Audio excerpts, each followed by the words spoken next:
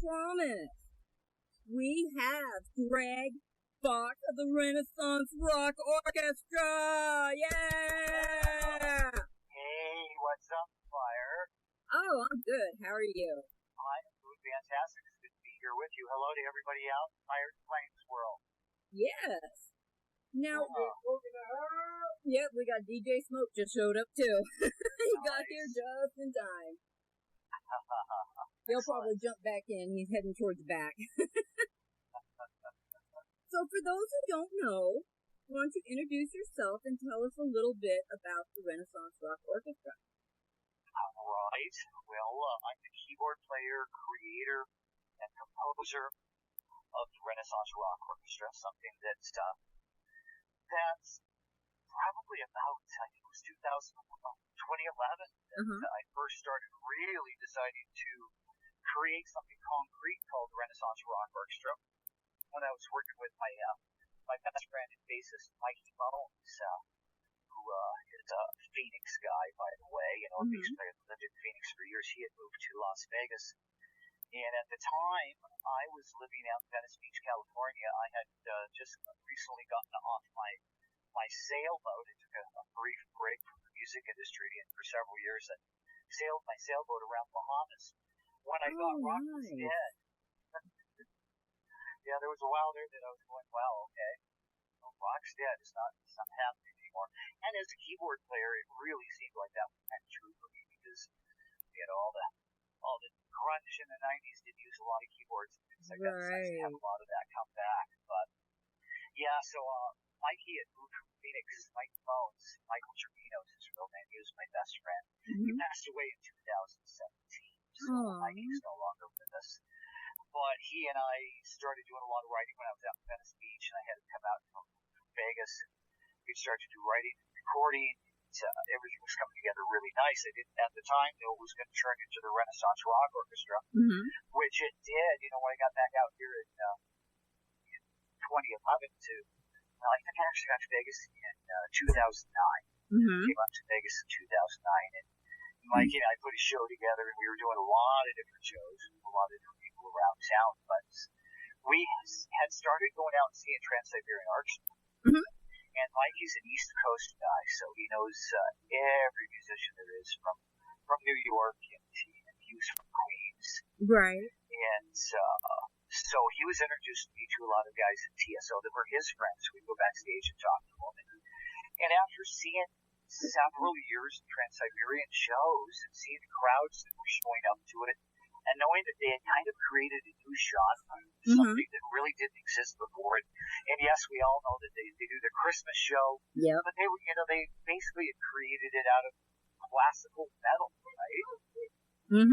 And so, I kept seeing the shows going, I'm a violinist, I have a degree in piano. I think this is something that I could definitely do, and people love it so much, and yet there's nobody else doing it except for Trans-Siberian Orchestra. Right. So I figured it'd be a really, really fun template to start creating material with. So I just sat down and started writing some material for the Renaissance Rock Orchestra that, what would end up becoming the Renaissance Rock Orchestra in 2011. Right. And the first song that we did was a song that I had taken a Bach piece, Johann Sebastian Bach, called it J.S. Rock. And it comes from a classical piece that pianists use a lot to warm up with, because it takes a lot of finger dexterity. It's a song called Solfeggietta, is what the song really is. You can listen to it on YouTube. We have the video there on YouTube to check it out. And it's all instrumental. So when I first started doing this, I was thinking, okay, people love TSO. Right. It's very successful. They go out and they make $60 million in 90 days with the show. This seems like a really smart idea, right? Yeah, exactly. I would think so. So that's what my first original template was. And on our first record, the White Gate Trilogy, 4 out of the 5 songs were nothing but TSO type instrumentals. Very, very symphonic, very classical metal. And we ended up having Robin McCauley from McCauley Family Group and Survivor do one vocal track on the record, which was kind of breakout. Besides the piece I'm talking about, JS Rock has always been a very, very super popular piece. But on that piece, it's kind of interesting because the original Bach piece is about 2 minutes long, 2.5 minutes long, something like that. And the way I wrote it ended up being about 7 minutes long. Oh, wow. And we had Scott Rockenfield from Croucier who played drums on that track. That was kind of the very first track that we ever recorded. So I'm always thankful to Scott for kind of stepping out and being the first rock star to join the Renaissance Rock Orchestra. But so that piece has like 5 minutes of new material that just came out of my mind, and of course, being having a degree in music and all, I used the themes from Solfeggiato and built that into Trans-Siberian Orchestra style bass lines, guitar lines, etc., etc. So that was kind of the beginning of it all. That is cool. Yeah, it's been a lot of fun. You know, it sort of seems like that. I'm not sure. Sometimes it seems like music just flows out of me as if it's some sort of weird divine connection. I'm sure a lot of musicians and artists feel like that the music just kind of just exists. It comes out of you. Sometimes I wonder where it came from. You go, wow, really? Where'd that come from? Yeah. Sometimes it's really fast. You know, some of the best pieces ever written are inspirations that just flow right out of your fingers. In my case, being a keyboard player. That is awesome. But so yeah. So as the thing developed and we started doing other pieces, Mikey and his pool of all this rock star talent and all these friends that he knew wanted to become involved. They had heard music and they liked the music so much that they wanted to be on tracks. So my new thing kind of changed from the original Trans-Siberian Orchestra template. And, it seemed to me that it would be a really great thing from a marketing tool to have nothing but rock stars on the record or people that have, histories in rock and roll, people that are known rock musicians of incredible talent. So, on our last record called In Times of Old, which you can listen to on Spotify, we had 27 rock stars on that record. Oh, man. Yeah, it was just an amazing combination of players. And it started, it's hard to say where it actually started with. I think one of the first guys that we brought in was George Lynch, guitar player George Lynch, did a solo on a song that Robin sang called The Author of Mystery, which is another very, very popular Renaissance Rock Orchestra song, The Author of Mystery. Robin McCauley actually says it's the best song that I've ever written for the Renaissance Rock Orchestra. And I can understand why when I listen to it and when we play it, because it's got a lot of very interesting parts to it. It's kind of an interesting storyline. But, so we had George Lynch do that guitar solo, and then it just kept building all the potential people that there were to work with. In my experience here in Las Vegas, it was amazing when I moved here because it seemed like Las Vegas was kind of like this new boneyard of classic rock talent. Everybody was moving out of LA because it's so expensive to live there. Right. And everybody was moving to Vegas, and everybody was here. I first started doing shows with Jason Ebbs, Janaea Ebbs, in a thing called the Rock Gods Hall of Fame. And that's another place that was a very rich pool of talent that I would draw from for Renaissance Rock Orchestra, because we would do these shows with all kinds of different cats and drummers, guitar players, bass players, and we would give out these awards, these Rock Gods Hall of Fame awards to guys, like Michael Anthony and Bumblefoot and Les Warner from Pulse and Vinny Appice, from Black Sabbath, Dio, and Tony Franklin on bass from Blue Murder and from Firm, and it just went on and on and on. So I got to play with all these just tremendous players and get to know them and invite them to play on my record, which almost all of them have done at this point. So, Times of Old ended up being an amazing collection of 27 rock stars. We ended up having 2 Rock and Roll Hall of Fame members on that record. Cool. Yeah, being a keyboard player, when I first started getting into music and into rock and roll, the things that really attracted my attention were things with lots of keyboards, things that had, Right. I was a violinist in orchestra and all through school and college and even university. So I always loved the sound of symphonies and orchestras. But when I first heard the sounds of Emerson, Lake and Palmer, the way Keith Emerson played, and Yes, Yes was just amazing. Yes is my all-time favorite music, my all-time favorite band, my go-to music every day. I listen to Yes almost every day still.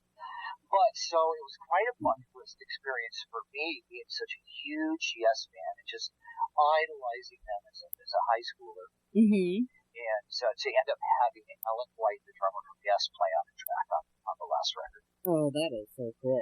So yeah, that was very exciting. Alan played on a track called Secrets in the Sand. That's available to listen on Spotify. I think we actually have it on YouTube too. And I think I'm probably going to put up a new video of Secrets in the Sand that I'm going to create a lyric video for it this next week. Oh, and Alan's drumming is so amazing. And Robin McCauley was the singer on that song too. Robin sang, I think, 3 tracks off the last record in Times of Old. And he has such a brilliant voice on that track. Since I knew it was a very Yes-ish type piece, I tried to coax Robin into singing a little bit of a different style than he's used to. Right. A very John Anderson Yes kind of style. And it was higher than he was used to sing to, but he did just an amazing job. And I love the way the song sounds. But so that was a huge bucket list thing to have Alan White on one of my records. Just like, wow, really? Is this really happening? Yeah, I know. Right? Well, I want to say a real quick thank you to Jitters, or one of our listeners. He went and found your Pinterest, your website, and your Facebook. He posted them all up in our chat room for other people to see. Nice. Thank you, Jitters. And we do have a question for you. Yeah. From Hippie Spirit. Yes. He says that you played with a lot of bands. Which were your favorite to play with? Wow. Okay. Wow, that's a hard. I have to say that one of my first experiences in the industry was back in Seattle. I'm a Seattle boy, and so I was always, as I got better, it kind of went up the ladder in cover bands and all.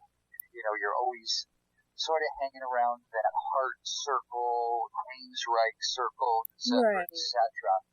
And so one of my very first bands was with Roger Fisher and Mike DeRozier from Hearts, and both which are Rock and Roll Hall of Fame inductees at this point. Right. And we had a band called 10 Holes. 10 Holes. You can make fun of that the name sometimes because we had 5 guys in the band. But it's about Taurus the Bulls. It's an old Zen story. It's a Zen story. It's the story of the 10 Bulls. And you can check that out. It's kind of a story of accepting what happens, because even though you think something may end up being great, it may end up being bad. That's something good, that's something bad, that's something turn out to be good. Yeah. That's the Jesse story of the 10 Bulls. But so working with those guys from Heart was an amazing experience, and I remember times being on stage with them where I was just be amazed at the talent. And I would hear Mike DeRozier playing drums, and to me at the time, and I think it's still true, he had that spirit of John Bonham, that Bonzo thing on drums, and I would just go, man, unbelievable. I just can't believe that I'm playing with these guys on stage, and all their sounds were so good. And so I learned a lot about the development of sound and songwriting. So that was one of my main experiences. One of the things I remember from that. Well, we have another question. This is from DJ Smoke. He wants to know, what is your favorite ELP song? His is Lucky Man. Oh, wow, yeah. Good choice. I love Lucky Man. I love all of their hits. But to me, Welcome Back, My Friends Oh, nice. It's got to be one of my favorites. Definitely. Tarkus is a huge favorite of mine too. It's a classic ELP piece that really stretches out into that progressive world that I love so much. But I also love the entire record trilogy, and the song itself, trilogy, to me it's very emotional, and it really speaks to me. So yeah, those are a couple of my favorite ELP things too.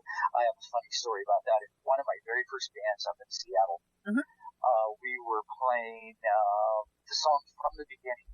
And synthesizers were really quite new then, and I had something called an RRO Odyssey. It was one of the new synthesizer companies, and we had gotten this little gig on this little ferry boat. It was like a party boat, a little ferry party boat. We were upstairs. We had our drums set up and everything kind of up in the corner. This thing was not a very big boat at all. And it was kind of a rough, stormy night out there at sea, and everything was moving back and forth. Cymbals were almost falling over, but we went by some big ship, and the waves. I was in the middle of my solo From the Beginning by Emerson, Lake and Palmer, and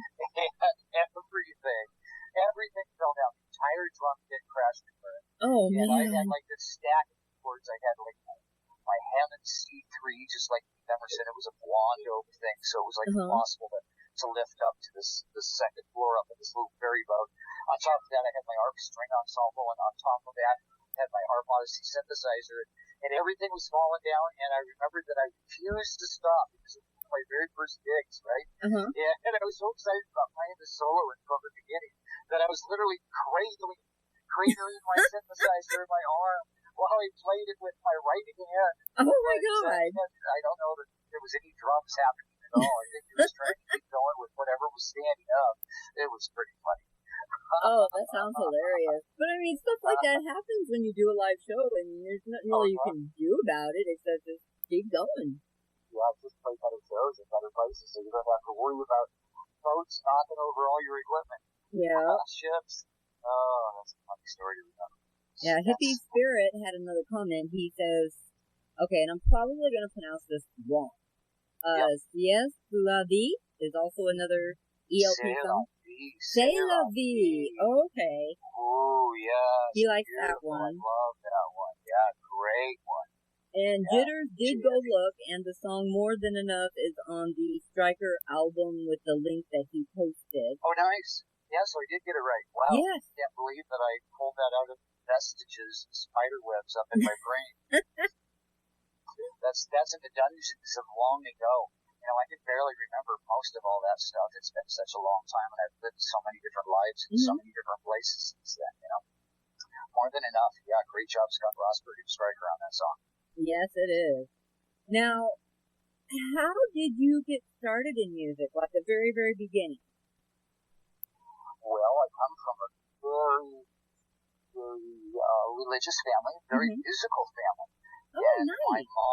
My mom was the organist in church. My dad was the choir director.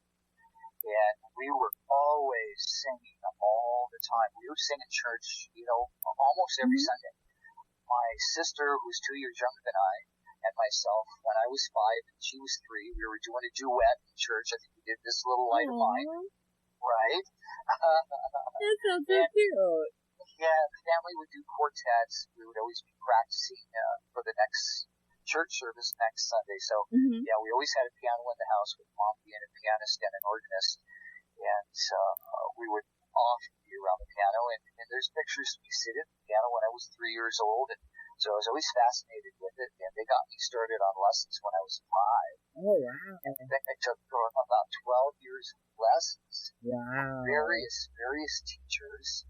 And then, of course, I went on to get my music degree after that. So, yeah, but it started with my family. A very, very talented, very musical family. All singers. My sister still sings in church often. And until just a few years ago, my mom and dad were doing the same thing. Yeah, so. Oh, wow. Yeah, and of course, I was in all music programs in school because of my love and fascination with music, and started playing violin when I was in like fourth grade or something like that. And I was always a pretty good violinist. I was usually first or second chair, and loved that. Would go to competitions in string quintets, and always loved that. So that's a part of my whole thing with Renaissance Rock Orchestra. You know, when you hear a lot of the music, not all of it, but a lot of it, you're going to hear orchestras behind it. You're going to hear violins and violas and cellos, because I love that sound. I love the sound of an orchestra and of a symphony.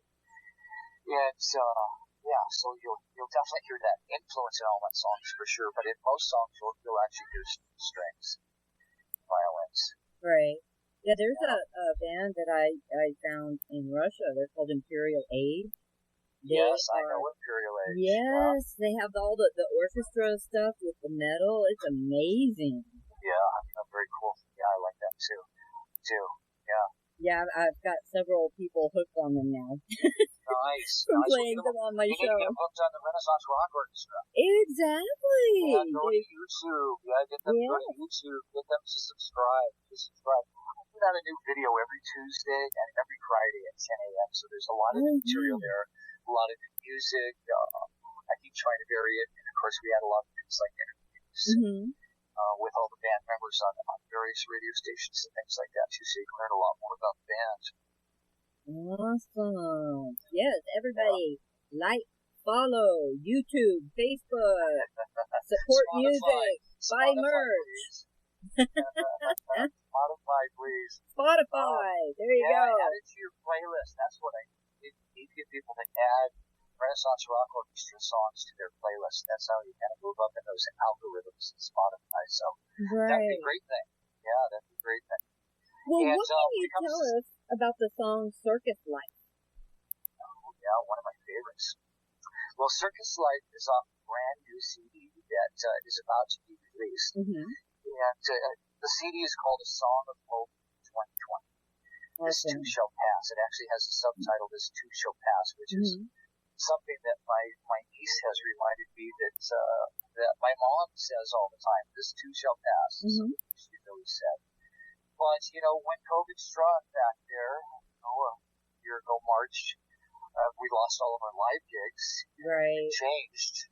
It was the perfect opportunity to write a new record and record a new record with Renaissance Rock Orchestra. So I started writing A Song of Hope 2020, and I tried to make a lot of A Song of Hope inspirational. And, the title track itself, A Song of Hope, is very inspirational, and I've had a lot of people tell me that it has touched them emotionally in a lot of ways with the losses they've experienced, not only in their families, but economically and other ways. So it's kind of it is truly a song of hope. But Circus Life is kind of a little bit of an autobiographical piece about my life. It talks a lot about, where I started and so what life was like for a lot of us, baby boomers particularly, how fun and innocent life was back then. And then it goes on to talk about, kind of the way I feel a lot of times on the road, traveling so much and touring and doing shows. You end up in your hotel room, looking at your feet a lot, right? Laying there at the end of the night thinking about the show, thinking about the people you miss, where you'd like to be, things like that. And so, you always think of home, you think of family, you think of where you'd like to be, and so it kind of goes through a section like that. And then there's it's a bit of a Queen-like song, that it has different types of songs within a song. A little bit like Bohemian Rhapsody has different sections or different movements. So as a matter of fact, I kind of wrote that song when I first came up with the original idea for the piece. It reminded me of Queen. It reminded me a little bit of Killer Queen. The song took a little bit of a turn. It has some ballady moments, some of those Queen ballady kind of things. But the entire song is very Queen-like, and the chorus goes into a ragtime section. where it talks about how crazy life is and what it's like being on the road in the circus, right? The rock and roll circus. Oh, yeah. So that's what entirely that song's all about. And on the new record, I have Mark Boals singing every song. You know, Mark Boals, was on the so famous Yngwie Malmsteen record Trilogy. And, he's sung with Nugent and Duncan and a lot of other fantastic bands. And does some amazing work. But, so he sings the entire record, and his voice on Circus Life it's unbelievable. The range, the dynamics, the emotional quality he brings to the pieces. So I really love what Mark has done on this record.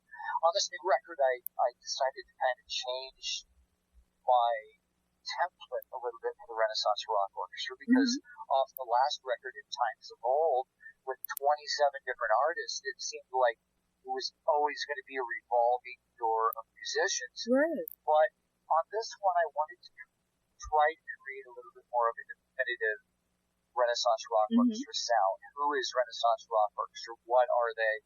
And so I used a core band on the entire record, basically. Oh, nice. Yeah, we have Brian Tichy on drums. He plays drums in our Las Vegas Led Zeppelin All-Star show, the Moby Dicks. But, Brian's been with Whitesnake and Foreigner and has written and recorded with Billy Idol. And he, once again, speaking in the spirit of John Bonham, he's one of the most powerful drummers there is out there in the world, in my opinion. And he brought really amazing musicality to the drums on the entire record. Nice. Yeah, well, but I also... we're going to take just a quick break. Yes. And we're going to play Circus Life for our listeners. Awesome. Yes, we will be back in just a few minutes. You got DJ Phire and Phire's Lunch. Damn, I got to kill them fucking squirrel. Where you want the best, I got the best. Right here on Breakout DJs Radio. Hello, music lovers. This is Carl Marcotte and Jean Landry of Faceless Orphans. From Quebec, Canada, you're listening to DJ Phire of Breakout DJs Radio, where the music burns and mostly where the loudest heals all wounds. So be ready to chill.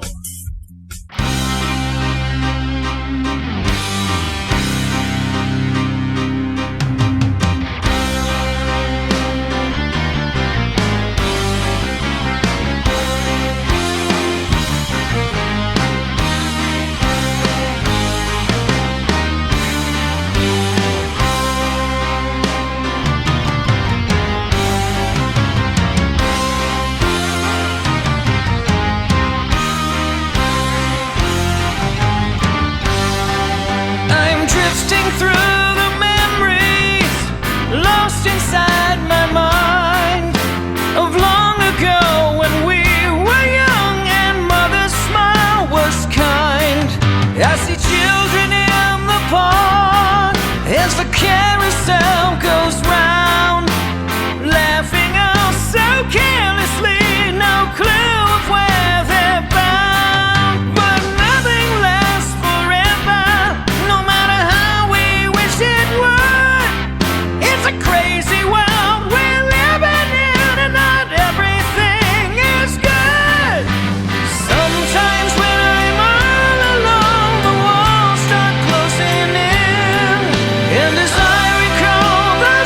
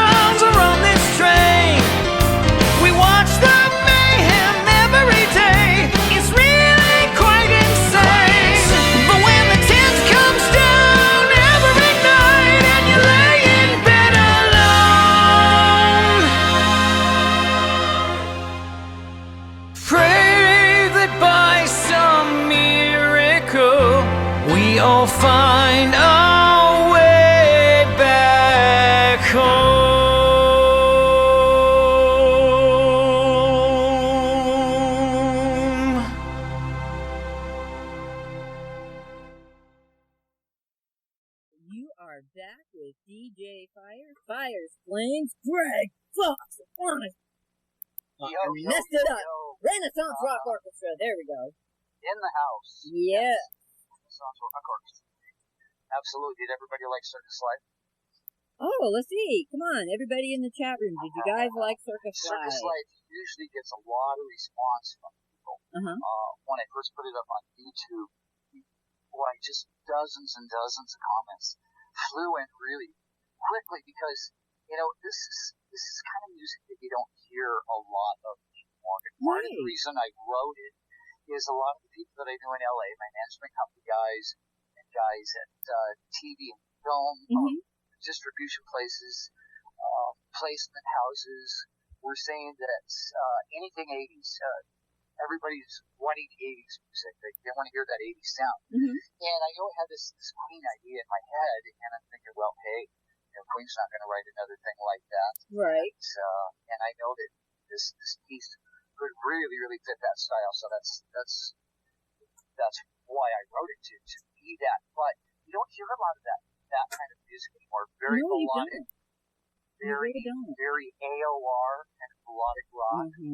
Yeah. So it seems to evoke a lot of reaction when you hear it, because it does emote feelings. It gives you those kind of feelings, and a lot of current music gives you feelings of rage, lots of different feelings, but not those kind of introspective moments of look inside yourself.